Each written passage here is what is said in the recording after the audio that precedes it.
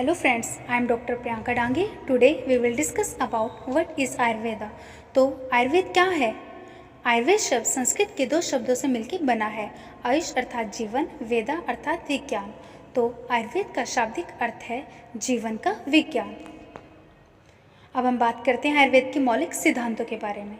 जैसे कि आप सब जानते हैं, मनुष्य शरीर पंच तत्वों से निर्मित है और ये पंच तत्व ही पंचमहाभूत कहलाते हैं, जो है आकाश, वायु, अग्नि, पृथ्वी और जल। पंचमहाभूत पूरे ब्रह्मांड में स्थापित है, जैसे पृथ्वी, अप, तेज, वायु और आकाश के रूप में। और यही पंचमहाभूत मनुष्य के शरीर में त्रिदोष के रूप में विकसित है। ये त्रिदोष हैं वात, पित्त और कफ। वात, पित्त, कफ मनुष्य की प्रत्येक कोशिकाओं में विद्यमान है।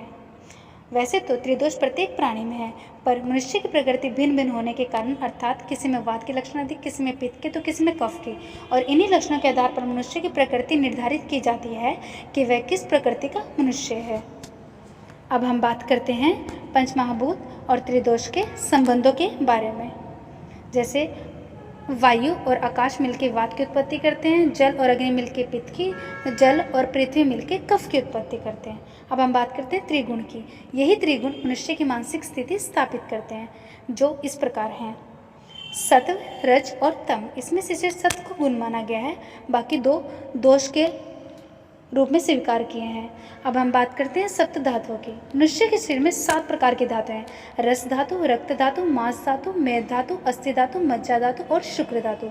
इनका मॉडर्न कॉरिलेशन है रस का बॉडी फ्लूइड से, रक्त का ब्लड से, मांस का मस्कुलर टिश्यू से, मेद का एडिपोज टिश्यू से, अस्थि का बोनी टिश्यू से, मज्जा का बोन मैरो नर्वस टिश्यू से, शुक्र का जनरेटिव टिश्यू से।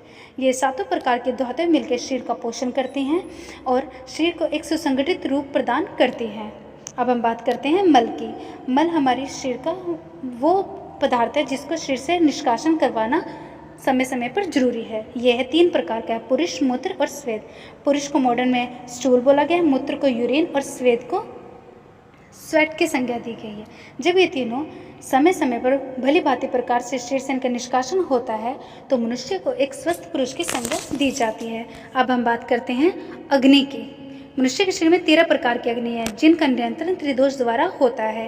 त्रिदोष वही जिनका भी हमने पहले जिक्र किया है, जो वात, पित्त, कफ है, वो तीनों ही मिलके अग्नि को कंट्रोल करते हैं।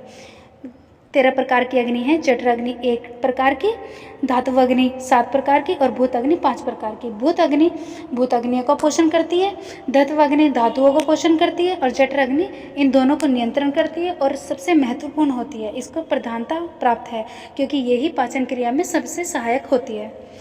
जब ये दोष, धातु, मल, प्रकृति, गुण, अग्नि और पंचमहाभूत एक सम मात्रा में होते हैं तो मनुष्य स्वस्थ कहलाता है। जैसे कहा गया है, दोष, धातु, मल मूलम ही शरीरम, अर्थात दोष, धातु और मल शरीर के मूल हैं। और जब ये धातु, मल, गुण, दोष और पंचमहाभूत सम मात्रा में नहीं होते, अर्थात विषम मात्रा में होते हैं, तो रोग की स्थिति उत्पन्न होती है। अब बात करते हैं आयुर्वेद के प्रयोजन की। स्वस्थस्य स्वास्थ्य रक्षणम, आतुरस्य विकार प्रशमनम च, अर्थात आयुर्वेद का प्रयोजन यही है स्वस्थ व्यक्ति के स्वास्थ्य की रक्षा करना और रोगी के विकारों का शमन करना। अगर आपको ये वीडियो अच्छा लगा हो तो लाइक, कमेंट और शेयर जरूर कीजिएगा और आयुर्वेद से जुड़े रहने के लिए मेरे चैनल को सब्सक्राइब कीजिए। धन्यवाद।